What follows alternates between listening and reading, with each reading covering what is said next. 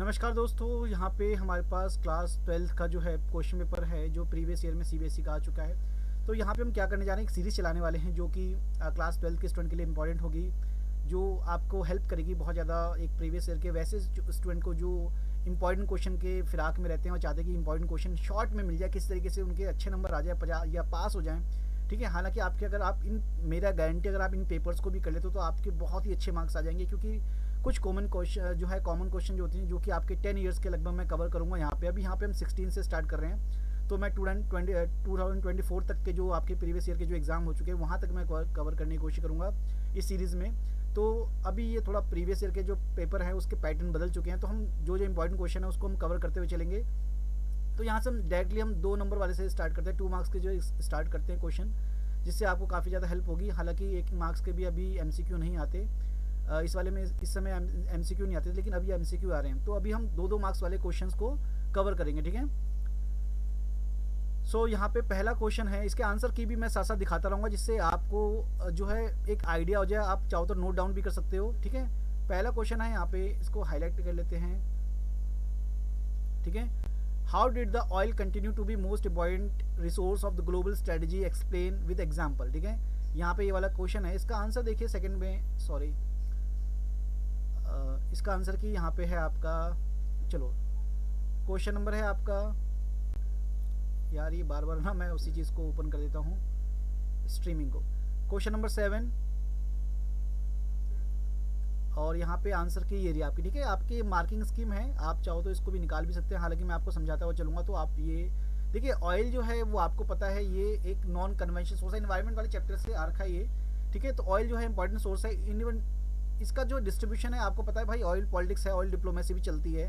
Western जो countries है, gulf जो कंट्रीज़ है, उनका डोमिनेंस है, ठीक है, वो पावर के लिए स्ट्रगल करते हैं। तो ये सिंपली आप इस चीज़ को लिख सकते हैं, oil is the most important resources in the even distribution of non availability of the to some nation, there always has been struggle over them, क्योंकि ये बहुत इंपॉर्टेंट रिसोर्सेज हैं 21st सेंचुरी का, या कह सकते हो 20 सेंचुरीज़ का।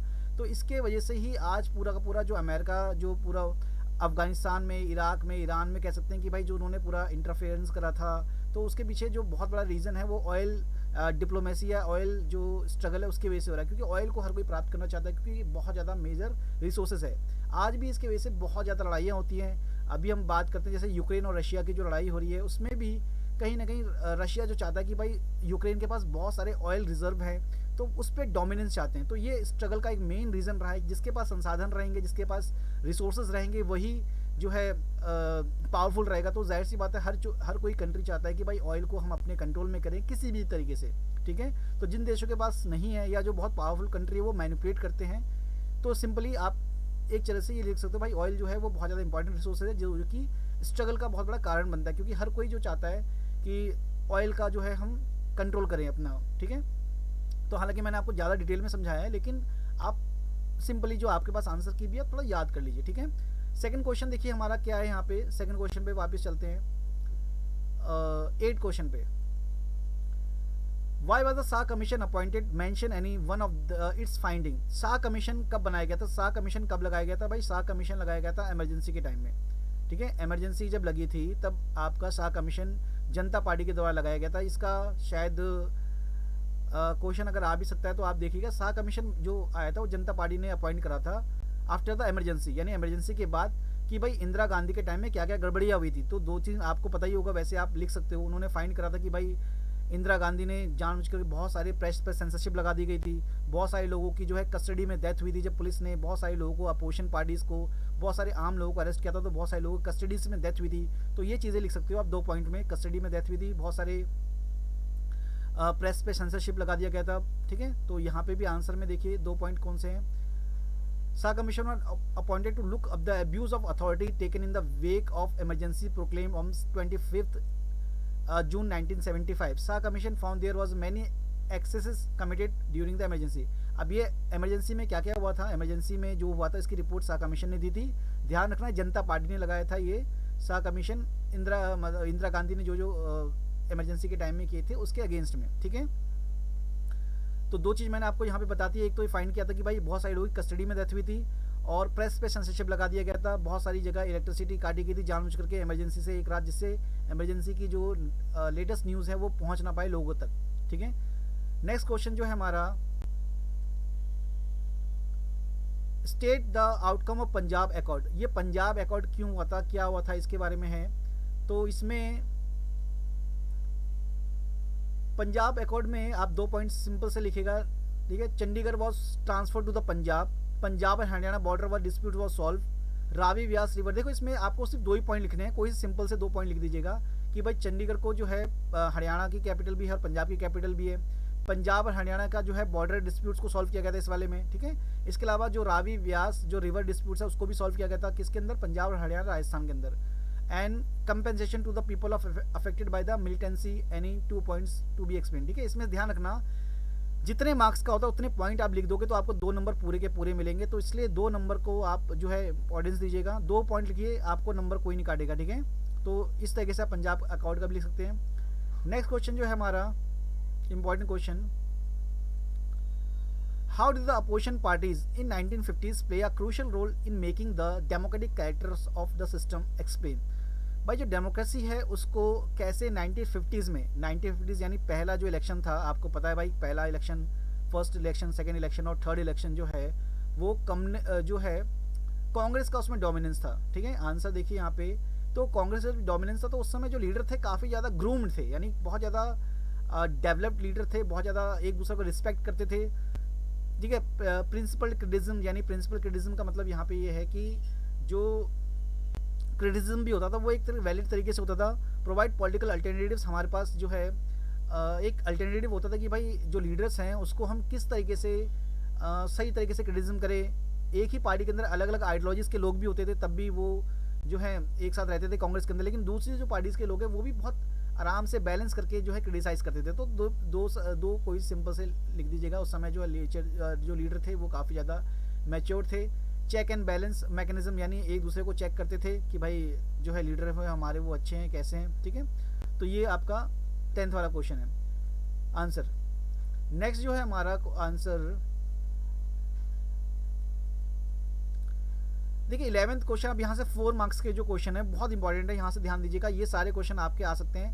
How can peace and cooperation be enhanced in SAARC region, give any 4 reforms. अब भाई सार्क जो है वो आपको पता है 1985 में बनाया गया था, ठीक है। ये क्या है, एक रीजनल कॉरपोरेशन है, यानी एक जो स्थानीय संस्था है या कह सकते हो, ठीक है। अब इसका मतलब क्या है, रीजनल कॉरपोरेशन का मतलब क्या होता है कि भाई आपस में हमें कॉपरेट करना ज़्यादा से ज़्यादा, ठीक है। और ये बनाया गया था जैसे यूरोपियन यूनियन सक्सेसफुल हो गया, हमारा जो है आसियान सक्सेसफुल हो गया, तो सार्क भी हमने साउथ एशियन जो रीजनल कॉरपोरेशन है, ठीक है, south Asian association of regional corporation, south Asia association of regional corporation, ये कंट्रीज़ हैं, ठीक है, इन्होंने बनाया था। अब यहाँ पे इन्होंने अपने बीच में जो सबसे पहला इनका बीच में भाई बनाया गया था, तो इसमें सेम प्रिंसिपल है, चाहे यूरोपियन यूनियन हो चाहे वो आपका आसियान, उसमें मेन है कि भाई पीस एंड कॉपरेशन। ये 2 वर्ड तो आप आराम से लिख सकते हो, यहाँ पे ध्यान देगा। इस 2 वर्ड्स को आप आराम से, चाहे आसियान का है चाहे आपका यूरोपियन यूनियन का है, ये 2 वर्ड को आप जरूर लिख सकते हो, peace and cooperation with the member countries, ठीक है। यानी आपस में जो है हमें पीस एंड कॉपरेशन रखना है, ठीक है। दूसरा जो है फ्री ट्रेड को भी भाई यहाँ पे हमने कोशिश करी, जैसे यूरोपियन यूनियन को उन्होंने देखो कि यूरोपियन यूनियन के जो रीजनल कॉरपोरेशन है उन्होंने आपस में जो है फ्री ट्रेड कर रखा, जिसकी वजह से उनकी इकोनॉमी बहुत ज़्यादा राइज हो गई। आसियान कंट्रीज़, ठीक है, आसियान जो कंट्रीज़ है उन्होंने भी बहुत ज़्यादा अपने आप को फ्री ट्रेड में उन्होंने भी काफ़ी सक्सेस पाई है। बट हमारा जो है हमने भी कोशिश करी इसका ये साफ्टा बनाया हमने। साफ्टा क्या है, south Asian free trade association या, ठीक है। तो बट ये हमारा फेल हो गया क्योंकि इसमें पाकिस्तान जो है वो, भाई हम फ्री ट्रेड कैसे कर सकते हैं। फ्री ट्रेड का मतलब है कि भाई आपस में हमारे गुड्स जो हैं बहुत एक दूसरे के देशों में बाउंड्री फ्री या टैक्स बहुत कम लगेगा, ठीक है, वो आ सकता है। बट हमारे यहाँ पॉसिबल नहीं है क्योंकि भाई हम पाकिस्तान से या बाकी जो हमारे आसपास के जो रीजनल जो कंट्रीज़ हैं वो वहाँ से टेररिज्म का बहुत ज़्यादा खतरा है, ठीक है। तो जिसकी वजह से हमारे यहाँ वायलेंस की वजह से, कन्फ्लिक्ट की वजह से ये सक्सेसफुल नहीं हो पाया। क्यों?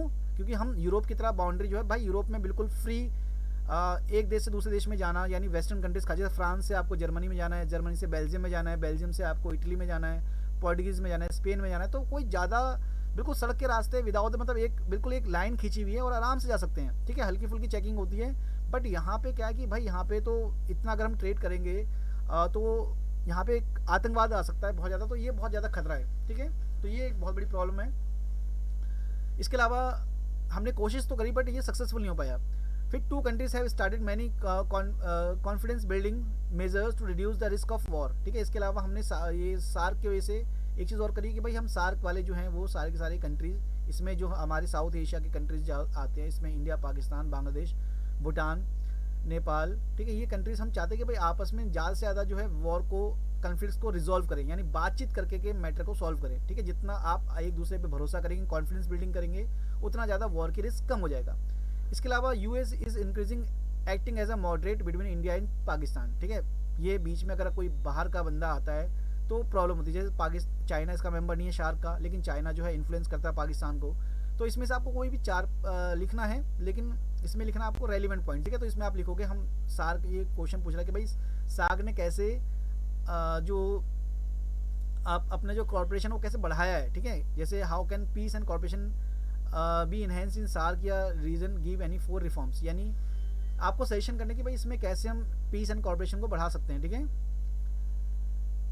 नेक्स्ट जो क्वेश्चन है वो हमारा है, mention the role of E V Ramaswamy Naicker in Dravidian movement. अब ये द्रविड़न मूवमेंट क्या था? द्रविड़न मूवमेंट का मतलब क्या था, यानी साउथ में हिंदी के अगेंस्ट में, साउथ में हिंदी के अगेंस्ट में एक मूवमेंट चला था, क्योंकि भाई हिंदी का जो डोमिनेंस काफ़ी ज़्यादा था। तो यहाँ पे रीजनल पार्टी यानी क्षेत्रीय पार्टी जो है, यानी वहाँ की रीजनल पार्टी काफ़ी राइज हो गई, और उसका नाम था यहाँ पे द्रविड़ मुन्नेड़ कड़गम, ठीक है। ये वहाँ की पार्टी थी जो कि बाद में, मतलब ये डीएमके बनी बाद में, ठीक है। तो इसको जो राइज हुआ था, इसका मेन पीछे था कि भाई raise anti caste struggle and raise the rediscovery of the Dravid identity. Dravid identity का मतलब कि जो साउथ, जो तमिलनाडु के जो लोग हैं वो तमिल को बोलेंगे, वो हिंदी के अगेंस्ट में होंगे, ठीक है।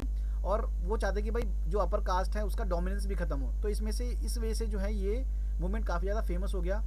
Oppose the brahminical dominance and affirm the regional pride, यानी रीजनल प्राइड का मतलब क्या है, against the dominance of north, यानी नॉर्थ का जो डोमिनेंस है उसके अगेंस्ट में काफ़ी ज़्यादा ये परेशान थे कि भाई नॉर्थ का डोमिनेंस नहीं होना चाहिए, हिंदी की डोमिनेंस नहीं होनी चाहिए, हम और वहाँ की पार्टीज़ भी नहीं आनी चाहिए, क्योंकि अगर ये बीजेपी कांग्रेस आएगी तो भाई नॉर्थ की पार्टीज़ हैं ये सारी की सारी। इसमें यूपी, बिहार, क्या नाम है, राजस्थान, हरियाणा, यहाँ के लीडर डोमिनेंस करते हैं। तो हमारी पार्टीज़, हमारे लोग कहाँ से आएंगे इसके अंदर? तो इन्होंने अपनी एक नई पार्टी बनाई जिसका नाम था DMK. His movement acquired the political power to state and become the influence of national level, ठीक है। पहले इन्होंने अपने स्टेट में ही जीता, विक्ट्री जीती, ठीक है, और अपने स्टेट में ही पावर इन्होंने गेन करी। उसके बाद ये जो मूवमेंट है धीरे धीरे जो है डीएमके, जैसे मैंने बताया कि द्रविड़ मुन्नेड़ कड़गम, इसका पूरा नाम है द्रविड़ कड़गम, ठीक है, द्रविड़ मुन्नेड़ कड़गम, ठीक है। थोड़ा साउथ का नाम है, थोड़ा याद रख लीजिएगा इसको, डीएमके सिंपल लिख सकते हो। तो इसके पास अब पावर है, और ये लोग तमिलनाडु की रीजनल पावर को, रीजनल पावर यानी जो सिर्फ तमिलनाडु की पावर को ज़्यादा ही डोमिनेंस करेंगे या उसके लोगों के लिए काम करेंगे। इनका मेन ऑब्जेक्टिव यही है। नेक्स्ट जो क्वेश्चन है हमारा, ये बहुत इंपॉर्टेंट क्वेश्चन है। यूरोपियन, अभी देखो मैंने आपको बताया था कि जो सार्क है वो एक रीजनल कॉर्पोरेशन है। इस पर एक दूसरा क्वेश्चन आएगा आपका, European Union alternative centres of power में है सुपर नेशनल ऑर्गेनाइजेशन, यानी European Union has a become supra national organisation, ठीक है। सुप्रा मतलब क्या है कि भाई वो एक देश की तरह काम कर रहा है, यानी सुप्रा नेशनलिज्म का मतलब क्या है, या एक देश बन चुका है। यानी यूरोपियन यूनियन में बहुत सारी कंट्रीज हैं, लेकिन अब ये एक देश के रूप में काम करता है। तो उसको एक्सप्लेन करना है आपको, जाहिर सी बात है, इसको आप सिंपली डिवाइड करोगे पॉलिटिकल पावर में, इकोनॉमिक पावर में, और एक मिलिट्री पावर में, ठीक है। इसके आपको 4 पॉइंट लिखने हैं, वो कैसे हैं, 30 नंबर का क्वेश्चन है। आंसर देखिए इसका क्या है, इसके 4 पॉइंट लिखने हैं आपको। पहली बात तो यूरोपियन यूनियन एक वर्ल्ड का बिगेस्ट इकोनॉमी बन चुकी है आफ्टर द, कह सकते हैं कि भाई, क्योंकि इसमें बहुत सारे देश हैं, तो इसमें फ्रांस है, इसमें इंग्लैंड अब इससे हट चुका है, ठीक है। तो इसमें जो कि अमेरिका के डॉलर के लिए थ्रेट है, ठीक है, यानी अमेरिका के जो डॉलर है उसको वो जो है कह सकते हो कि भाई वो अपना, इनके यूरो चलती है, और यूरो भी है जो है काफ़ी स्ट्रॉन्ग करेंसी है, ठीक है। अभी वर्ल्ड में हर कोई ट्रेड जो करता है वो डॉलर से करता है। डॉलर डिप्लोमेसी एक बहुत बड़ा चैप्टर है, बहुत बड़ा कॉन्सेप्ट है। लेकिन यहाँ पे हम चाहते हैं कि यूरोप जो है वो अपना डोमिनेंस, अपनी करेंसी को जो है वो मेंटेन रखे, यानी चाहते हैं कि भाई यूरोपियन की जो करेंसी वो काफ़ी ज़्यादा मेंटेन हो, जो कि डोमिनेंस को खतरे के लिए, यानी जो अमेरिका का जो डॉलर है उसके लिए खतरा का रूप में काम करती है, ठीक है। Its share the world trade 3 times larger than that of the USA, यानी अमेरिका से 3 गुना, ये कह सकते हो, ज़्यादा ट्रेड कर रही है। जैसे मान के चलो अमेरिका जितने मान के जो ट्रिलियन का काम कर रहा है, उससे ज़्यादा जो यूरोपियन यूनियन की कंट्रीज़, यानी हालांकि इसमें एक चीज़ फ़र्क है, यूरोपियन यूनियन में ग्रुप ऑफ कंट्रीज़ है, यानी इसमें बहुत सारे देश हैं इसके अंदर, जबकि अमेरिका एक अकेला देश है। तो फिर भी अमेरिका एक बहुत बड़ी पावर है, लेकिन फिर भी यूरोपियन यूनियन अपने आप में अमेरिका से 3 गुना ज़्यादा ट्रेड कर रहा है, ठीक है। इट्स इनॉर्मस इकोनॉमिक इन्फ्लुएंस, जाहिर सी बात है इसके पास एक इकोनॉमिक इन्फ्लुएंस आ चुका है। इसके पास अपनी आर्मी फोर्स है, यानी आर्म फोर्स इसकी अपनी है, जो कि वर्ल्ड की second largest in the world है। ब्रिटेन एंड फ्रांस दोनों के पास, अब ब्रिटेन इसमें से हट चुका है, लेकिन फिर भी आप लिखोगे कि भाई इनके पास जो है यूरोपियन यूनियन के जो देश हैं, हालांकि अगर इंग्लैंड है तो वो भी यूरोप का ही फेवर लेगा। तो इनके पास जो है वो न्यूक्लियर वेपन्स है, ठीक है, आर्सेनल मतलब वेपन्स हैं। It's second communication and technology, इनके पास जो है वर्ल्ड की जो है एडवांस टेक्नोलॉजी है, कम्युनिकेशन है। इसके अलावा एक चीज़ और है, इनके ये जो है यूनाइटेड नेशन में परमानेंट मेंबर है, यानी पहले 2 थे परमानेंट मेंबर, ब्रिटेन और फ्रांस, एक मेंबर और अब इसमें से हट चुका है, लेकिन अब जो फ्रांस है अभी भी यूरोपियन यूनियन में परमानेंट, यूरोपियन जो यूनाइटेड नेशन का सिक्योरिटी काउंसिल उसके अंदर परमानेंट मेंबर है, यूनाइटेड नेशन के सिक्योरिटी काउंसिल के अंदर परमानेंट मेंबर है वो, ठीक है। नेक्स्ट जो क्वेश्चन है हमारा 14 का, examine the key controversies over the strategy of economic development in the early years of independence, यानी जो डेवलपमेंट है ये 5 ईयर प्लान वाला इंडिया का जो है क्वेश्चन आ गया यहाँ पे आपका। आपको ये चैप्टर ध्यान रखना पड़ेगा भाई कहाँ से पूछा है, कैसे पूछा है। तो इसमें की कंट्रोवर्सी, भाई आपको पता होगा कि भाई हमारा जो डेवलपमेंट है 5 ईयर प्लान्स जो हमने करे थे, वो हमारे पास 2 ऑब्जेक्ट, 2 क्या लिखा हुआ है यहाँ पे, एग्जामिन, पहले क्वेश्चन को समझना, examine the key controversies over the strategy economic development in the early years of independence. आज़ादी के समय डेवलपमेंट जब हम देश का कर रहे थे तो हमारे पास 2 कंट्रोवर्सी, यानी कौन से ऐसे कंट्रोवर्सीज थी जो हमें उस समय फेस करनी पड़ी, ठीक है। तो उसके बारे में लिखना है आपको। तो इसके 4 पॉइंट आपके क्या बनेंगे, देखिए। अच्छा 4 पॉइंट नहीं है इसके अंदर, आप 2 मतलब इसको एक्सप्लेन करना है, आपको पता होगा। जैसे 2 ही यहाँ पे मेन फोकस था हमारा, एक तो प्राइवेट सेक्टर और एक आपका पब्लिक सेक्टर, दूसरा यहाँ पे एग्रीकल्चर वर्सेस इंडस्ट्री, ठीक है। तो पहले 5 ईयर प्लान में हमने फोकस करा था एग्रीकल्चर। बहुत सारे लोग जो हैं वो या बहुत सारे जो मैक्सिमम जो देश हैं के लोग हैं वो 70% से 80% लोग जो है एग्रीकल्चर को रिप्रेजेंट करते हैं। एग्रीकल्चर से उनकी अर्निंग आती है, एग्रीकल्चर हमारा जो है मेन ऑक्यूपेशन था हमारा, प्राइमरी सेक्टर में सबसे ज़्यादा लोग उसी में जुड़े हुए थे। तो एग्रीकल्चर को प्रेफरेंस दिया गया। इसकी वजह से जो मेन, क्योंकि भाई इस वजह से हमने 5 प्लान्स में सबसे पहले डैम वगैरह कंस्ट्रक्शन करे, बहुत सारे डैम्स बनाए हमने, भागरा नागल डैम बनाया, हीराकुंड डैम बनाया, ठीक है। ये सब डैम बनाने का ऑब्जेक्टिव ये था कि भाई एग्रीकल्चर जो है हमारा डेवलप हो, हमारा ग्रीन रेवोल्यूशन भी इसमें बाद में किया गया। इसके अलावा फिर हमने दूसरा जो था इंडस्ट्रियल डेवलपमेंट। अब कई लोगों का मानना था कि भाई अगर एग्रीकल्चर, अगर इंडस्ट्री को डेवलप करें, अगर हम इंडस्ट्री को डेवलप करेंगे तो ऑटोमेटिकली हमारा एग्रीकल्चर भी डेवलप होगा, क्योंकि एग्रीकल्चर का जो रॉ मटेरियल है वो इंडस्ट्री में जाएगा। इंडस्ट्री में जाएगा तो जाहिर सी बात है वो उसका इन्हेंस करेंगे, इंडस्ट्री इंप्रूव करेंगे तो बहुत सारे लोगों को रोजगार मिलेगा, एम्प्लॉयमेंट मिलेगा, ठीक है। तो यहाँ पे ये वाला डिबेट था। दूसरा डिबेट यहाँ पे था public versus private sector, public sector versus private sector, ठीक है। तो यहाँ पर हमारा क्या था कि भाई हम इकोनॉमिक कौन सी रखें, पब्लिक सेक्टर या प्राइवेट सेक्टर। इसके अंदर आपको वो भी लिख सकते हो आप, क्या नाम है, कि हमारे पास 2 ऑप्शन थे कि पब्लिक, यानी हम पूरी तरीके से मोस्टली चीज़ें किसके कंट्रोल में करें, यानी हम सोशलिस्ट पैटर्न पे चले या जो कम्युनिस्ट पैटर्न जिसे बोलते हैं, सोशलिस्ट या कम्युनिस्ट पैटर्न पे चले या कैपिटलिस्ट पैटर्न पे चले, ठीक है। तो पब्लिक का मतलब ये हुआ कि भाई मैक्सिमम चीज़ें जो है गवर्नमेंट के कंट्रोल में रहनी चाहिए, और ऐसा हुआ भी, क्योंकि जवाहरलाल नेहरू जो फर्स्ट 5 जो हमारे पहले प्राइम मिनिस्टर थे, उन्होंने पहले 5 प्लान, सेकंड 5 प्लान में मोस्टली जो सोशलिस्ट जो फैक्टर है उस पर फोकस किया, यानी मैक्सिमम चीज़ें जो भी हमारी इंडस्ट्रीज होंगी वो सारे सरकार के कंट्रोल में होगी। प्राइवेट को हमने लाइसेंस के थ्रू हमने बहुत कम इंडस्ट्रीज़ में हमने अलाउ कर रखा था, ठीक है। जैसे टाटा, बिरला, बजाज, बस कुछ ही कंपनीज थी जो इसमें डील करती थी, प्राइवेट सेक्टर में डील करती थी। बाकी सब कुछ कंट्रोल जो था, बैंक, एजुकेशन, हॉस्पिटल, स्कूल्स, ये सब किसके कंट्रोल में था, हैवी इंडस्ट्री, ये सब आपका जो है पब्लिक यानी गवर्नमेंट के कंट्रोल में था। और वो गवर्नमेंट जो भी फैसिलिटीज प्रोवाइड करेगी वो आपको वेलफेयर के लिए करेगी, ना कि प्रॉफिट के लिए। जबकि प्राइवेट सेक्टर का मेन ऑब्जेक्टिव होता है कि हम जो है बाहर की इंडस्ट्री को अलाउ कर दें। जैसे कैपिटलिस्ट सिस्टम अपनाएंगे तो बाहर की, जैसे हमें प्रेशर था कि भाई हम सोवियत मॉडल पे जाएं या अमेरिका मॉडल पे जाएं, तो हमने चूज़ करा कि भाई हम ना अमेरिका वाले मॉडल पे जाएंगे, ना हम जो है सोवियत यूनियन वाले मॉडल पे जाएंगे, ना हम कम्युनिस्ट बनेंगे पूरी तरीके से। हमने क्या रखा, हमने मिक्स इकोनॉमी रखी, यानी हमने कुछ चीज़ें प्राइवेट कर दी और मैक्सिमम चीज़ें हमने पब्लिक रखी थी, ठीक है, तो इसमें ये चीज़ लिखनी है आपको। नेक्स्ट क्वेश्चन जो है हमारा 15 क्वेश्चन जो है यहाँ पे हमारा, एक minute, highlight the political and social aspects of Soviet system prior to the 1991, यानी 1991 से पहले आपको जो वहाँ की कंडीशन थी, पॉलिटिकल सिस्टम कैसा था वहाँ का, और जो है वहाँ पे highlight the political and social aspects of the Soviet system prior to the 1991, ठीक है। अब 1991 के समय वहाँ पे जो प्रॉब्लम हुई थी, आपको पता है कि 1991 में जो है यूएसएसआर कोलैप्स हो चुका था, तो उसके बाद उससे पहले जो वहाँ की पॉलिटिकल सिचुएशन थी या सोशल जो वहाँ पे प्रॉब्लम थी, उसको यहाँ पे हाईलाइट करना है आपको।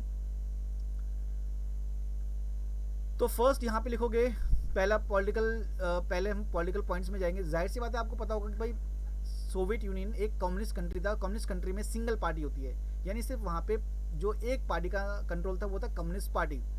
अब कम्युनिस्ट पार्टी का सारा कंट्रोल था, यानी स्टेट कंट्रोल इकोनॉमी होती थी, एक ही पॉलिटिकल पार्टी अलावा वहाँ पे कोई इलेक्शन नहीं है, कोई वहाँ पे फ्रीडम वहाँ पे आपको मिल नहीं रहा है। वहाँ पे द लिखा हुआ है the Soviet system gave primary importance of the state and the institution of the party, यानी यहाँ पे सब कुछ हुआ स्टेट के कंट्रोल में होगा, स्टेट मतलब सरकार के कंट्रोल में होगा, और उस सरकार को चलाने वाली जो पार्टी रहेगी वो रहेगी कम्युनिस्ट पार्टी। इसके अलावा वहाँ पे कोई पॉलिटिकल पार्टी वहाँ पे अलाउ नहीं होगी। The Soviet political system centred the communist party, मैंने बताया कि वहाँ पे सारा का सारा जो कंट्रोल करेगा वो कम्युनिस्ट पार्टी करेगा।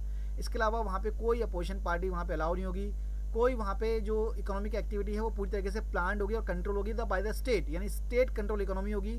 पिन से लेकर एरोप्लेन तक, स्कूल, हॉस्पिटल, कॉलेज, सब कुछ किसके कंट्रोल में होगा? स्टेट के कंट्रोल में होगा। कुछ भी वहाँ पे प्राइवेट नहीं होगा, वहाँ पे ध्यान देना, प्राइवेट प्रॉपर्टी बिल्कुल भी अलाउ नहीं होगी। It was then more developed than rest of the world expect the US, यानी कह सकते हैं कि भाई यूएस से वो डायरेक्टली उस समय कम्पीट कर रहा था, वो वर्ल्ड को ये दिखा रहा था कि भाई हम ज़्यादा डेवलप्ड हैं, यानी अंदर ही अंदर हम डेवलप्ड हैं। लेकिन वहाँ पे स्टालिन के टाइम में या जो स्टालिन के बाद जो लीडर हैं वहाँ पे हमने देखा कि वहाँ की कंडीशन बहुत ज़्यादा ख़राब हो चुकी थी, बहुत बड़े बड़े फैमाइन आए थे, क्योंकि अकाल आए थे बहुत बड़े बड़े, क्योंकि वो यूएस से कंपैरिजन करने चक्कर में देश को, वर्ल्ड को, क्योंकि वहाँ पे फ्रीडम तो थी नहीं, मीडिया के सामने जो भी प्रेजेंट करे थे वो फेक प्रोपागेंडा फिल्म थी, जिसकी वजह से वहाँ पे हालांकि उन्होंने काफ़ी मतलब जैसे डिफेंस में काफ़ी ज़्यादा पैसा खर्च किया, लेकिन फिर भी वो वर्ल्ड को ये दिखा दे कि भाई हम बहुत डेवलप्ड हैं, मतलब एक तरह से यहाँ पे बहुत ज़्यादा हर कोई यहाँ पे खुश है, यहाँ पे कोई भी गरीब नहीं है, यहाँ पे क्लास लेस सोसाइटी बनाई थी उन्होंने, क्लास लेस सोसाइटी उनका मेन ऑब्जेक्टिव था, ठीक है। यहाँ पे कोई भी गरीब नहीं, यहाँ पे पॉवर्टी नहीं है, और यहाँ पे बिल्कुल इगैलिटेरियन सोसाइटी, यानी इगैलिटेरियन मतलब इक्वल सोसाइटी यहाँ पे। It has the complex communication network, very vast energy resources. इसके अलावा यहाँ पे जो है सारा जो सिस्टम था वो कह सकते हैं कि भाई बहुत ज़्यादा इनका बड़ा देश है, वर्ल्ड का सबसे लार्जेस्ट कंट्री है, तो इनके पास सारा कम्युनिकेशन सिस्टम नेटवर्क जो काफ़ी स्ट्रॉन्ग था, जो रिसोर्सेज है उनके पास काफ़ी ज़्यादा स्ट्रॉन्ग थे, ठीक है, उनके पास काफ़ी स्ट्रॉन्ग रिसोर्सेज थे, तो इसकी वजह से वो है, ये उनकी स्टेट थी किसकी? सोवियत यूनियन की। इसमें से कोई भी 4 पॉइंट आप लिख सकते हैं। नेक्स्ट जो क्वेश्चन है,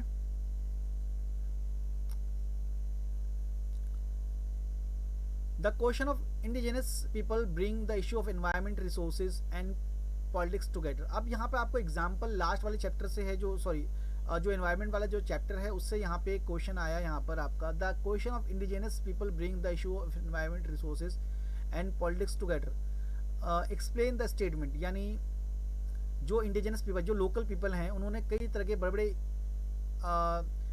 मूवमेंट करे हैं, एनवायरमेंट इशूज़ को रेज करा, जिसकी वजह से एक पॉलिटिक्स में वो हाईलाइट हो चुके हैं। उस वो और हाईलाइट होने के बाद पूरा जो है उनका उन्होंने पॉलिटिशियंस का या जो लीडर का अपना अटेंशन खींचा है, जैसे चिपको मूवमेंट है, ऐसे बहुत सारे वर्ल्ड के मूवमेंट हैं जो एनवायरमेंट के रिगार्डिंग में हमने देखते हैं कि भाई बहुत बड़े बड़े मूवमेंट है, तो उनको आपको हाईलाइट करना है, उनके बारे में लिखना है, ठीक है।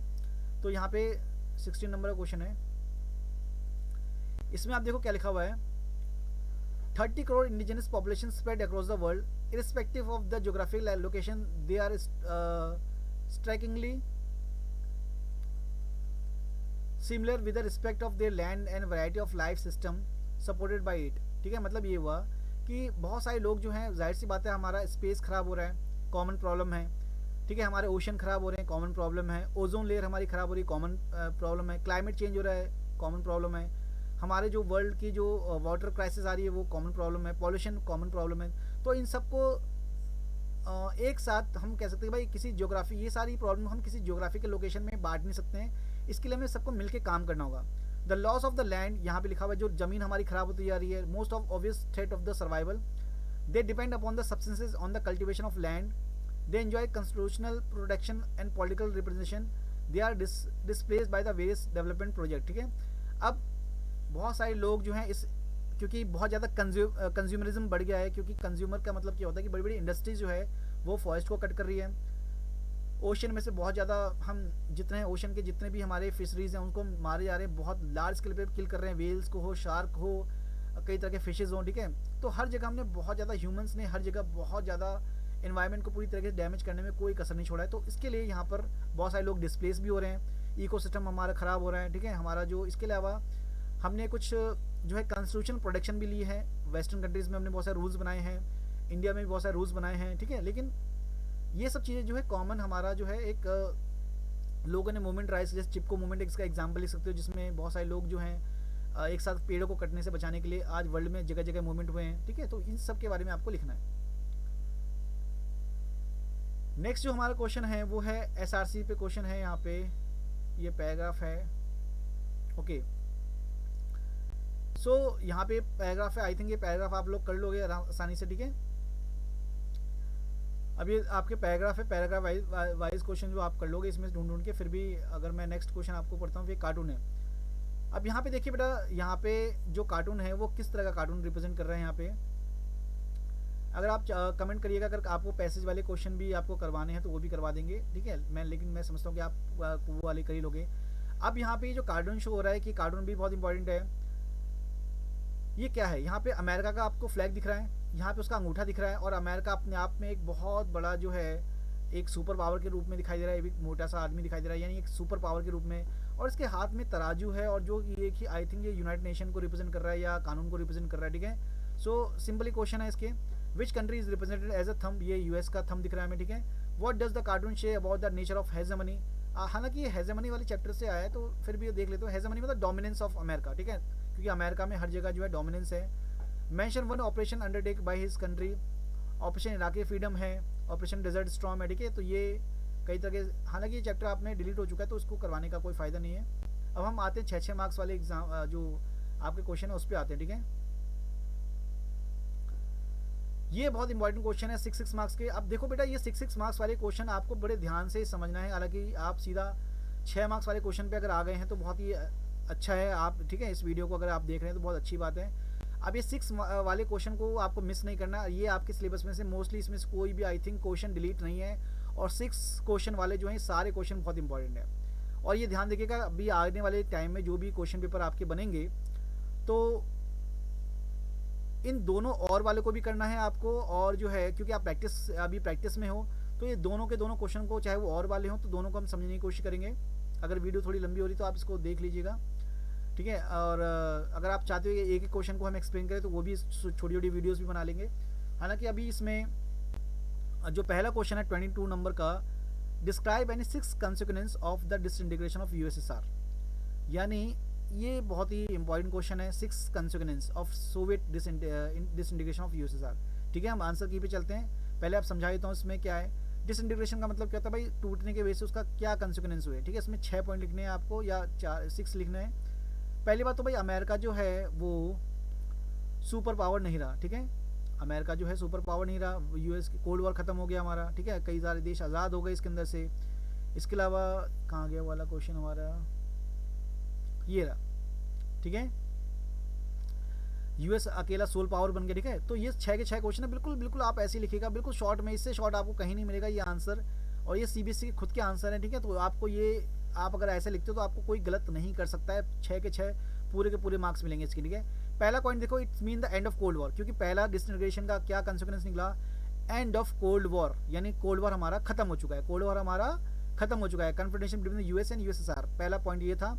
US become sole super power, अब जब कोल्ड वॉर खत्म हो गया तो अमेरिका एक यूनिपोलर वर्ल्ड बन, यूनिपोलर में आ गया, यानी एक सुपर पावर बन गया अकेला। सोल मतलब अकेला सुपर पावर बच गया वर्ल्ड में। दूसरा कंसिक्वेंस ये निकला कि भाई एक दो आइडियोलॉजीज थी हमारे पास, एक कम्युनिस्ट की आइडियोलॉजीज थी जो कि वो अपनी आइडियोलॉजी को फैला रहा था कि पूरे वर्ल्ड में कि भाई हमारी आइडियोलॉजीज बेस्ट है, यानी कम्युनिस्ट आइडियोलॉजीज बेस्ट है। अमेरिका अपनी लड़ाई कर रहा था कि भाई कैपिटलिस्ट आइडियोलॉजी बेस्ट है। तो यहाँ पे जीत किसकी होती है, यहाँ पे जीत होती है कैपिटलिस्ट कंट्री की, यानी कैपिटलिस्ट मतलब अमेरिका की इकोनॉमी को अब हर कोई देश अपना रहा है, हर कोई जो है वर्ल्ड ट्रेड ऑर्गेनाइजेशन का हिस्सा बन रहा है, वर्ल्ड बैंक का से लोन ले रहा है, आईएमएफ का लोन ले रहा है, और ये उसी देश को बनेगा, उसी देश को मिलेगा इनसे लोन, क्योंकि इन दोनों बैंक्स में जो है अमेरिका का डोमिनेंस है। जो भी डेमोक्रेसी को फॉलो करेगा, लिबरलाइजेशन को फॉलो करेगा। लिबरलाइजेशन का मतलब क्या है कि भाई अपनी कंट्रीज़ को फ्री ट्रेड के साथ जोड़ दो। फ्री ट्रेड का मतलब ये कि भाई हमारे आपके देश में कोई भी companies, MNC, Pepsi, Coke, pizza, Domino's, सब कंपनीज आपके देशों में बिजनेस करने के लिए आएगी और इनको पैसा कमा के देना है हमें, ठीक है। एप्पल,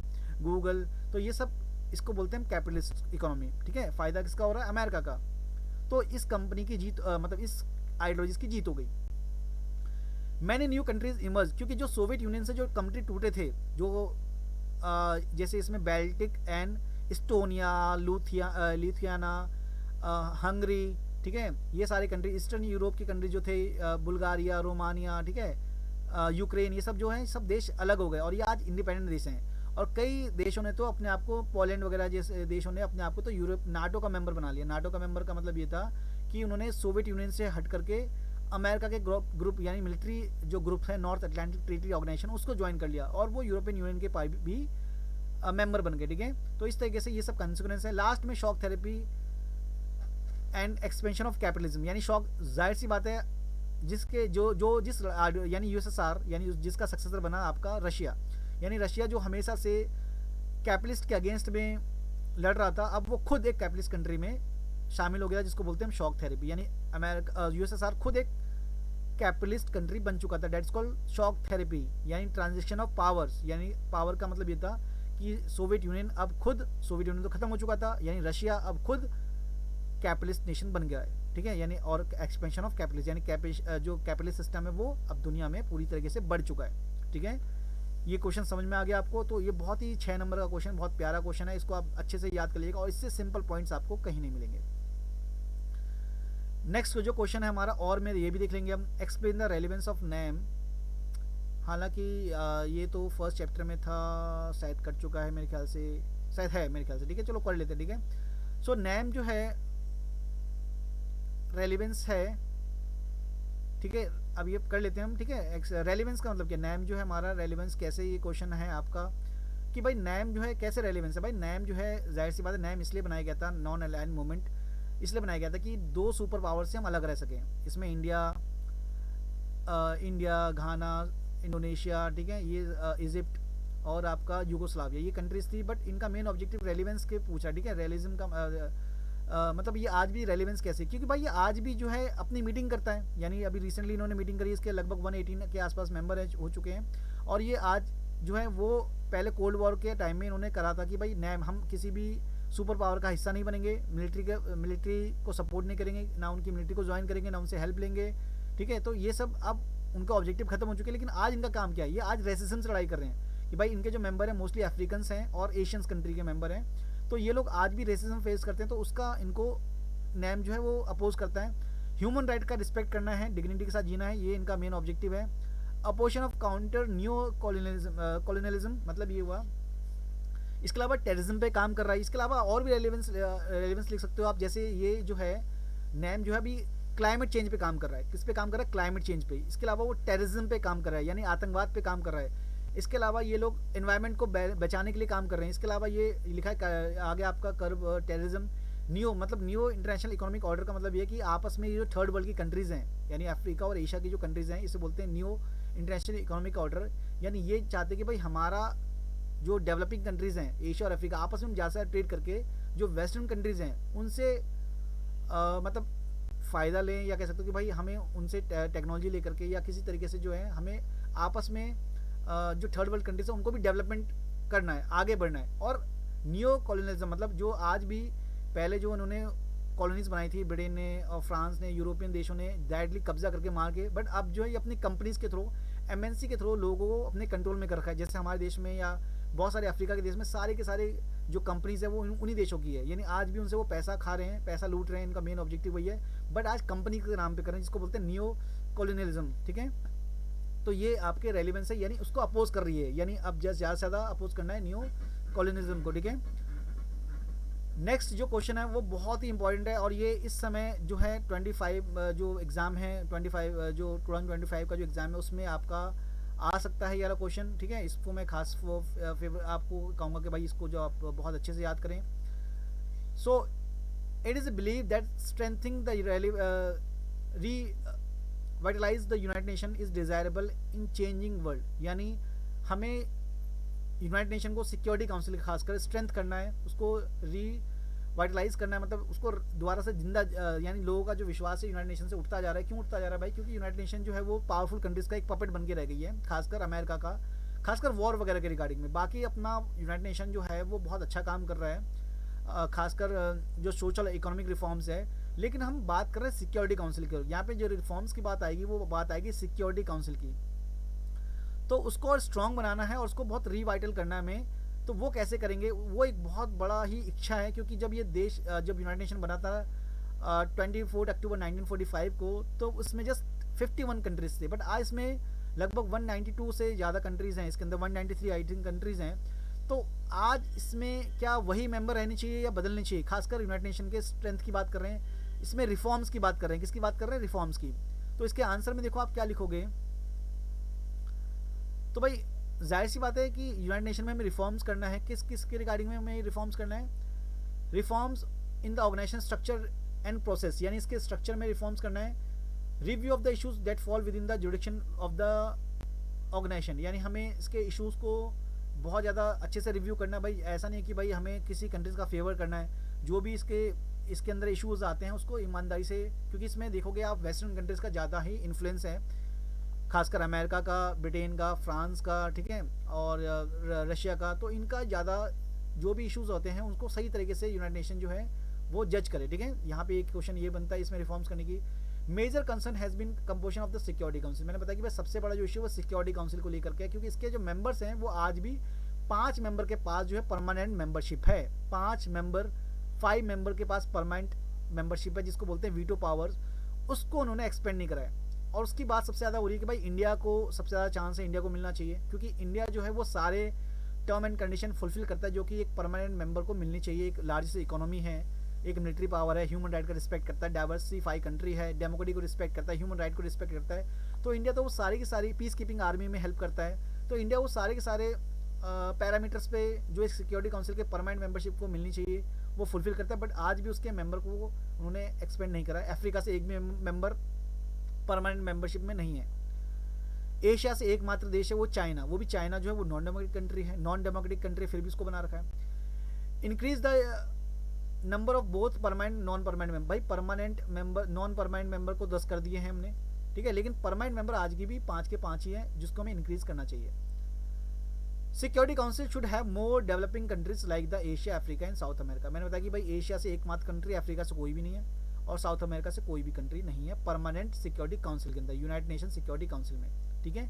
तो ये जो आपको दिखाई दे रहा है यूनाइटेड नेशन सिक्योरिटी काउंसिल में एक भी मेंबर नहीं, कौन सा? परमानेंट में। Proposal to the improve the United Nation budgetary procedure and its administration, यानी जाहिर सी बात है जो बजट है उसमें मैक्सिमम पार्ट जो है अमेरिका ही उसमें बजट में हिस्सा देता है सबसे ज़्यादा, और उसी का सबसे ज़्यादा कंट्रोल है, तो उसको भी हमें इम्प्रूव करना चाहिए। Some countries want to organising to play the greater role in the peace and security mission, यानी मिशन जो है अगर कोई भाई अफ्रीका जो छोटे मोटे देश जो अगर जैसे इराक ने कुछ गड़बड़ करी तो उस पर अटैक कर देते हैं, ठीक है, लेकिन अगर कोई वेस्टर्न कंट्रीज अगर कुछ किसी देश पे अटैक करता है तो उस पर कोई इशू कुछ नहीं कर पाते, हम कोई सिक्योरिटी नहीं दे पाते। तो चाइना ने तिब्बत पे अटैक करा, ठीक है, कोई सिक्योरिटी नहीं मिल पाई तिब्बत को। तो वैसे देशों के साथ क्या करना है, तो उसके रिगार्डिंग में भाई इसमें कोई रिफॉर्म नहीं कर पा रहे। Other want to play the humanitarian role, ठीक है, अदर वांट्स मतलब कुछ लोग मानते कि भाई अब जैसे ह्यूमैनिटेरियन रोल करता है, यानी अपनी WHO इनके अंडर में है, यूनिसेफ इसके अंडर में है, ह्यूमन राइट्स के अंडर में है, ठीक है, तो ये सब काम वो कर रहा है, तो और बेहतर करता रहे। और इसी में से आप कोई भी 6 पॉइंट लिख सकते हैं, ठीक है, जो कि रिफॉर्म्स में हम स्ट्रेंथ कर सकते हैं इसको और ज़्यादा, ठीक है, और भी अपना ह्यूमैनिटेरियन जो काम है उसको करता रहे। ये इसका मेन 6 पॉइंट है आपके, इसमें से कोई भी 6 पॉइंट लिख दोगे तो आपको 6 के 6 नंबर मिल जाएंगे, ठीक है। तो ये बात आप खास ध्यान रखिएगा, 6 पॉइंट मतलब 6 पॉइंट, 6 मार्क्स मतलब 6 पॉइंट, ठीक है। नेक्स्ट जो क्वेश्चन है आपका नॉन ट्रेडिशनल, ये बहुत इंपॉर्टेंट क्वेश्चन है नॉन ट्रेडिशनल वाला क्वेश्चन मैं 12 बच्चों को कहता हूँ भाई आएगा ही आएगा। नॉन ट्रेडिशनल कॉन्सेप्ट जो है उस पर क्वेश्चन आया, ठीक है। The non traditional concept both human security and global security focus on the change of nature of threats and security substantiate the statement, यानी अब देखो सिंपल से आपसे क्वेश्चन नहीं पूछ रहा, क्वेश्चन थोड़ा सा घुमा के पूछा गया है 2015-16 में कि भाई नॉन ट्रेडिशनल का जो कॉन्सेप्ट है वो आज ग्लोबल सिक्योरिटी के लिए एक बहुत बड़ा थ्रेट है। वो भी नॉन ट्रेडिशनल। पहले का जो ट्रेडिशनल जो सिक्योरिटी होते थे, वो ट्रेडिशनल सिक्योरिटी किस तरीके से होते थे? ट्रेडिशनल सिक्योरिटी में सिंपल, हम कंट्री से लड़ते थे, वॉर से लड़ते थे, वॉर से बचने की कोशिश करते थे, ठीक है, एक देश से दूसरे देश को बचाने की कोशिश करते थे, ठीक है, अलायंस बनाते थे। बट यहाँ पे नए सोर्स हैं, इसका मतलब न्यू सोर्स है, जिसे बोलते हैं नॉन ट्रेडिशनल, ठीक है। ये ट्रेडिशनल कॉन्सेप्ट नहीं है, नॉन ट्रेडिशनल में आ जाएंगे new source of threat. New source of threat यानी इसमें क्या क्या आ जाएगा आपका? इसमें आ जाएगा वही टेररिज्म, इसके अंदर आ जाएगा पॉवर्टी, इसके अंदर आ जाएगा हेल्थ एपिडेमिक, इसके अंदर आ जाएगा आपका ह्यूमन राइट, इसके अंदर आ जाएगा ग्लोबल पॉवर्टी, ठीक है। देखो वही सब लिखा हुआ है यहाँ पे जो मैंने बताया, इसको एक्सप्लेन करना है, आपकी बुक में ये मेंशन है, human right, terrorism, environment, threats, disease, ठीक है। यानी 3 को एक्सप्लेन करना है आपको, क्योंकि सारी बड़ी बड़ी प्रॉब्लम है। ह्यूमन राइट आज भी लगभग हर देशों में जो है ह्यूमन राइट का बहुत ज़्यादा जो है वायलेशन होता है। ग्लोबल पॉवर्टी, बहुत बड़े हजारों करोड़ों लोग आज भी भूखे सोते हैं। अफ्रीकन सबसे ज़्यादा पॉवर्टी में है, एशिया के बहुत सारे देश, इवन इंडिया भी बहुत बड़ा पॉवर्टी में। टेररिज्म, एशिया में सबसे ज़्यादा जो टेररिज्म फेस कर रहा है वो इंडिया ही कर रहा है, इंडिया है, बांग्लादेश है, ठीक है। पाकिस्तान भी इवन टेररिज्म फेस कर रहा है, हालांकि वो दूसरों को टेररिज्म पहुंचाता है लेकिन खुद भी जो है इसका शिकार हो रखा है। एनवायरमेंट थ्रेट्स वर्ल्ड का बहुत बड़ा थ्रेट्स है, हमारे ओशन ख़राब होते जा रहे हैं, ओजोन लेयर हमारी ख़राब होती जा रही है, जो हमारे जो पॉपुलेशन है वो एक्सप्लोड हो रहा है हमारा, और जो लैंड है वो डिक्रीज़ होती जा रही है हमारे पास, एग्रीकल्चर लैंड ख़राब होती जा रही है, डेजर्टिफिकेशन होता जा रहा है हमारा, कई तरह के डिजीज़ जो है, हेल्थ एपिडेमिक्स की जो है समस्या जो है ईयर बाई ईयर बढ़ती जा रही है। सार्स है, HIV है, अभी जो कोरोना वायरस है, हेपेटाइटिस है, ये सारी डिजीज़ है जो है वो एक एपिडेमिक्स है, और एक जो जितने लोग जो है वॉर में नहीं मरते वो इन सब चीज़ों से मर जाते हैं, ठीक है। तो ये आपको नॉन ट्रेडिशनल मतलब क्या है? न्यू सोर्स ऑफ थ्रेट्स, ये याद रखिएगा।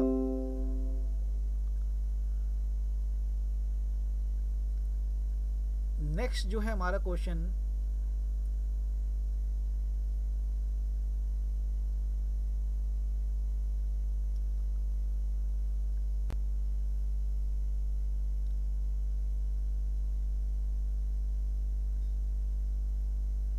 चलिए नेक्स्ट क्वेश्चन जो है, what to do interconnected the world mean, state the culture and political dimension of it. देखिए इसमें जो आपको interconnected the world mean, यानी इसमें आपको कहीं भी आपको ग्लोबलाइजेशन का कोई भी यहाँ पे आपको वर्ड नहीं लिखा है, तो आप कैसे पहचानोगे कि भाई ये ग्लोबलाइजेशन का चैप्टर है।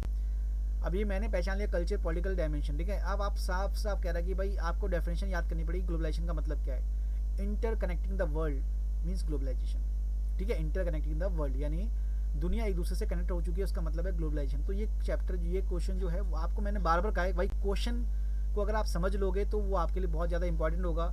यहाँ पे कहीं भी ग्लोबलाइजेशन के बारे में नहीं लिखा है, बट यहाँ पे जो लिखा है सिंपल लिखा है definition, what do interconnecting world mean, यानी इसका मतलब है ग्लोबलाइजेशन। ये डेफिनेशन दे दी इन्होंने, डेफिनेशन लिख दी है उसकी ग्लोबलाइजेशन की। ये नहीं पूछा कि what is the meaning of globalisation, ये पूछा है भाई what do interconnecting world mean यानी ग्लोबलाइजेशन, ठीक है। State the culture and political dimension, culture political dimension आज पूरी तरीके से ग्लोबलाइजेशन में आपको इसके इकोनॉमिक ग्लोबलाइजेशन का इम्पैक्ट है, कंसिक्वेंस है, या जो उसका इम्पैक्ट है पॉलिटिकल डायमेंशन का है, और आपका कल्चर डायमेंशन। तो 3 डायमेंशन ही है, इसमें 2 डायमेंशन आपको लिखने हैं, ठीक है। तो यहाँ पे आंसर सिंपल आ जाते हैं आपको। यहाँ पे 24 का देखो यहाँ पे लिखा होगा ग्लोबल, हाँ देखो यहाँ लिखा है ना, interconnected world mean the global world, ये यानी ग्लोबलाइजेशन के, which means integrated through the exchange of people and information, goods and services, यानी ग्लोबलाइजेशन की डेफिनेशन यहाँ पे लिख दी गई। आप सिंपल ग्लोबलाइजेशन भी लिख देते तब भी आपको पूरे नंबर मिल जाते। अब कल्चर एंड पॉलिटिकल डायमेंशन का मतलब क्या है? पहले कल्चर को समझते हैं भाई। कल्चर का मतलब ये हुआ है कि वर्ल्ड में एकमात्र अब जो आइडियोलॉजी चल रही है वो हमने देखा कि भाई लिबरल जो आइडियोलॉजी वो चल रही है। लिबरल आइडियोलॉजीज का मतलब क्या है? यानी अब दुनिया को चला रही है वो MNCs चला रही है। MNC का मतलब क्या है? जो ग्रेटर पावर्स हैं वो चला रही हैं, क्योंकि आपके देश को जो है पैसे की जरूरत है, और पैसे किसके पास है? बड़ी बड़ी कंपनीज के पास, MNCs के पास हैं। तो जो स्टेट पहले जो डिसीजन लेती थी वो अब जो पहले वेलफेयर, जो बहुत अच्छे अच्छे स्कूल बनाती थी, सरकारी स्कूल बना रहे हैं, सरकारी हॉस्पिटल बन रहे हैं, जो है बैंकिंग सिस्टम होता है सरकारी, सब कुछ जो सरकारी था वो सब कुछ प्राइवेट आ गया है। क्यों?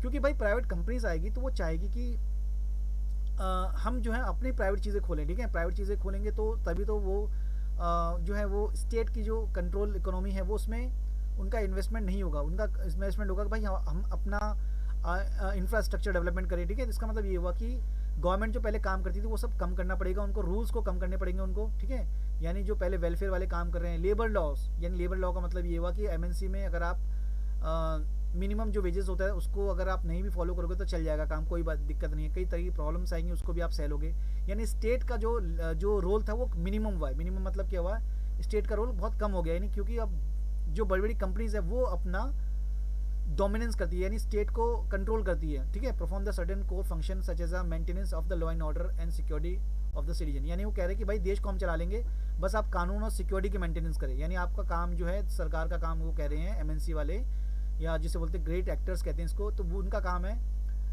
सारा देश को चलाना, उसकी इकोनॉमी चलाना। बट आपका काम क्या है, बस आप देश में लॉ एंड ऑर्डर मेंटेन करिए, बाकी सब जो लेबर लॉज है, इकोनॉमी लॉज है, ठीक है, ट्रेड लॉज हैं, वो सबको हम संभाल लेंगे, ठीक है, टैक्स लॉज है वो सब हम संभाल लेंगे, ठीक है। उस पर आप ज़्यादा अगर आप करोगे, टैक्स ज़्यादा बढ़ाओगे तो हम सब भाग जाएंगे। तो इस तरीके से जो है पॉलिटिकल का जो डायमेंशन है, इसमें आप लिखोगे भाई स्टेट का जो पावर है वो कम हो रही है, यानी स्टेट की पावर मिनिमम हो गई है, ठीक है, और एमएनसी या ग्लोबल एक्टर्स जो हैं उनकी पावर बढ़ गई है। कल्चर का कंसिक्वेंस में क्या है यहाँ पे, या डायमेंशन में क्या है भाई, कल्चर का मतलब ये हुआ कि इसके अंदर मैक्सिमम एक कल्चर का डोमिनेंस बढ़ते जा रहा है, वो है अमेरिकन कल्चर या वेस्टर्न कल्चर, ठीक है। वेस्टर्न कल्चर का होमोजेनाइजेशन बढ़ रहा है, हम हर कोई भाई इंग्लिश बोलना चाहता है, हर कोई जो है पिज़्ज़ा डोमिने जो है वो खाना चाहता है, हर कोई जो है सॉफ्ट ड्रिंक यानी पेप्सी को पीना चाहता है, ठीक है। या ये एक सिम्बलाइज बन चुका है, हर एक जैसे कार्टून देख रहे हैं भाई, एक जैसे कार्टून देख रहे हैं। तो आपका जो अपना जो फूड कल्चर है, जो आपका ड्रेस कोड है, जीन्स, हर कोई जीन्स और T shirt and short skirts, यानी ये जो ड्रेस कल्चर है, वेस्टर्न कल्चर है, आप अपनी ड्रेस को भूलते जा रही हो, कोट पैंट, टाई पैंट ये सब पहनते जा रही हो। ये सब क्या है, ये सब कल्चरल डोमिनेंस है, जिसके वजह से एक पूरा यूनिफॉर्म बन चुका है। यूनिफॉर्म का मतलब क्या है कि भाई एक जैसा वर्ल्ड में एक जैसा कल्चर को ज़्यादा से ज़्यादा प्रमोट करा जा रहा है, और खासकर वो कौन सा कल्चर है, वो अमेरिकन कल्चर या वेस्टर्न कल्चर है, ठीक है। तो इस तरीके से उनका डोमिनेंस बढ़ता जा रहा है। नेक्स्ट क्वेश्चन जो है हमारा, explain common but differentiate responsibility. Again बहुत इंपॉर्टेंट क्वेश्चन है भाई, इस क्वेश्चन को आप याद कर लो। मैं इस तरीके से भाई बार बार ये आने वाले पेपर, दूसरे क्वेश्चन पेपर में भी करवाऊंगा। तो explain the common but differentiate responsibility, इसका मतलब क्या हुआ, कॉमन बट डिफरेंशिएट रिस्पॉन्सिबिलिटी का मतलब ये हुआ कि कॉमन समस्या है बट रिस्पॉन्सिबिलिटी हमें डिफरेंट लेनी है। Mention and 2 steps taken by the global world in this direction. Common समस्या क्या है भाई, कॉमन समस्या मैंने अभी बताया ओशियन की। ओशन हमारा जो है वो जो है समर जो, यानी जो हमारा जो ओशन का लेवल बढ़ता जा रहा है, ग्लोबलाइजेशन ग्लोबल वार्मिंग बढ़ती जा रही है, यानी अर्थ जो है हमारा बहुत ज़्यादा हीट लेते जा रहा है, ठीक है। क्लाइमेट चेंज हो रहा है, जिसे बोलते हैं ग्लोबल वार्मिंग, ठीक है, क्लाइमेट चेंज। स्पेस हमारे ख़राब होते जा रहे हैं, ओशन हमारे डिप्लीट होते जा रहे हैं, ओशन हमारे पॉल्यूट होते जा रहे हैं, फॉरेस्ट हमारे डिप्लीट होते जा रहे हैं। तो ये सारी जो है कॉमन समस्या हैं, बट इसको संभालेगा कौन, तो इन समस्याओं को जो है संभालने का काम जो है वो अलग अलग कंट्रीज लेगी। कैसे, अब इसका आंसर समझते हैं।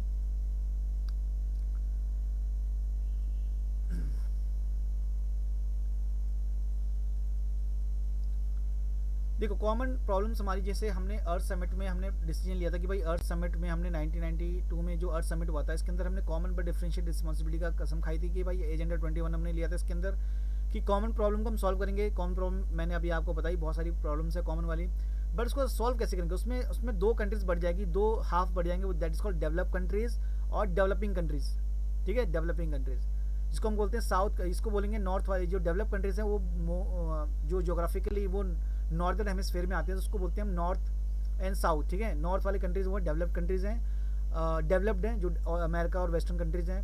और जो डेवलपिंग कंट्रीज हैं वो आपका जो है एशिया में आते हैं, अफ्रीका में आते हैं और लैटिन अमेरिका में आते हैं, ठीक है। तो उसको साउथ वाले कहेंगे, ठीक है। तो ये जो नॉर्थ वाले और साउथ वाले का जो गैप है, जिसे बोलते हैं डेवलप वाले नॉर्थ वाले, ठीक है। तो इन दोनों के बीच में लड़ाई है, वर्सेस हैं, ठीक है। इनके बीच में क्या है आपका वर्सेस है।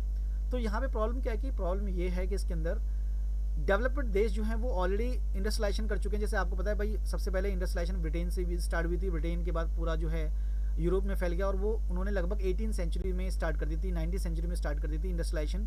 तो उसके बाद से जो लगातार वो पॉल्यूशन बहुत हैवी लेवल पे उन्होंने फैलाया और आज भी फैला रहे हैं। जो पर इंडिविजुअल जो कंजप्शन है पॉल्यूशन का, जो ग्रीन हाउस गैसेस का इमिशन है वो बहुत ज़्यादा है उनका, वेस्टर्न कंट्रीज़ का ज़्यादा है, तो उनकी रिस्पॉन्सिबिलिटी उनकी ज़्यादा बनती है। ये किनका कहना है, ये कहना है डेवलपिंग कंट्रीज़ का, जो रिसेंटली 40-50 साल पहले ही उन्होंने अपनी इंडस्ट्रीज़ को डेवलप करा है। इंडिया जैसे देशों ने तो अभी ही जस्ट 20-30 सालों में ही उन्होंने डेवलप करा है, चाइना वगैरह ने भी 20-30 सालों में ही डेवलप करा है। तो इन देशों का कहना है कि भाई हमने बहुत ज़्यादा पॉल्यूशन नहीं फैलाया है वर्ल्ड में, तो रिस्पॉन्सिबिलिटी भी ज़्यादा किसकी बनेगी, डेवलप देशों की बनेगी। और डेवलपिंग कंट्रीज़ की रिस्पॉन्सिबिलिटी पर्यावरण को या जो हमारा जो इकोलॉजिकल जो डिग्रेडेशन है उसको कम करने में हमारा जो रोल है वो कम रहेगा, क्योंकि हमारी पॉपुलेशन बहुत ज़्यादा है, तो हम अपनी इंडस्ट्री को बंद नहीं कर सकते हैं, ठीक है। If they cause more degradation, यानी अगर उन्होंने डेवलप देशों ने बहुत ज़्यादा डिग्रेडेशन करा है तो उनको ज़्यादा रिस्पॉन्सिबिलिटी लेनी पड़ेगी। किनको, जिन्होंने ज़्यादा डैमेज करा है, और उन्होंने कई सालों से डैमेज करा है, यानी लगभग 150 सालों से उन्होंने पॉल्यूशन फैलाया है, और हमने जस्ट अभी 40-50 साल पहले ही हमने पॉल्यूशन फैलाना स्टार्ट करा, ये कह सकते हो। बट हमारी मजबूरी है कि हमारे पास इतनी बढ़िया टेक्नोलॉजी नहीं है, उनके पास बहुत अच्छी टेक्नोलॉजी से वो पॉल्यूशन को मैनेज कर सकते हैं, वेस्ट मैनेज कर सकते हैं, ठीक है। तो हमें टाइम लगेगा, लेकिन हम भी रिस्पॉन्सिबिलिटी ले रहे हैं, लेकिन कम ले रहे हैं। तो state shall cooperate and split the ecological protection, और बाकी स्टेट्स को इसी तरीके से काम करना पड़ेगा कि डेवलप्ड देश जो है अपने कैपेसिटी के अनुसार पॉल्यूशन को कम करे, और जो डेवलपिंग कंट्रीज है वो अपनी कैपेसिटी के अनुसार पॉल्यूशन को कम करे, ठीक है। तो that is called common but differentiate responsibility. समझ में आ गया। नेक्स्ट जो हमारा यहाँ पे क्वेश्चन है,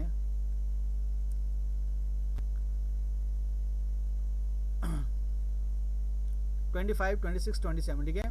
अब इसमें 2-3 क्वेश्चन और रह गए हैं, इसमें जो है ये भी कर ही लेते हैं फटाफट फटाफट।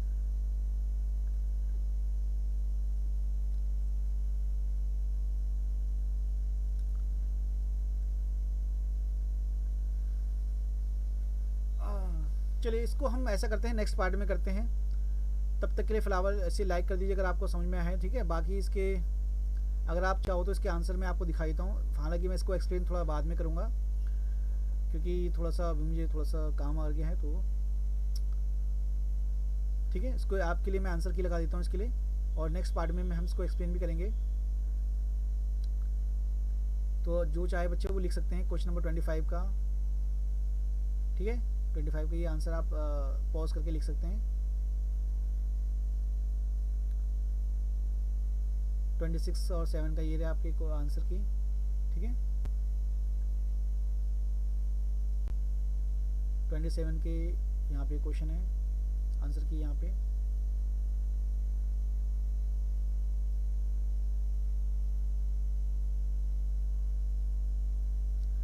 एक बार आप क्वेश्चन भी देख लीजिए,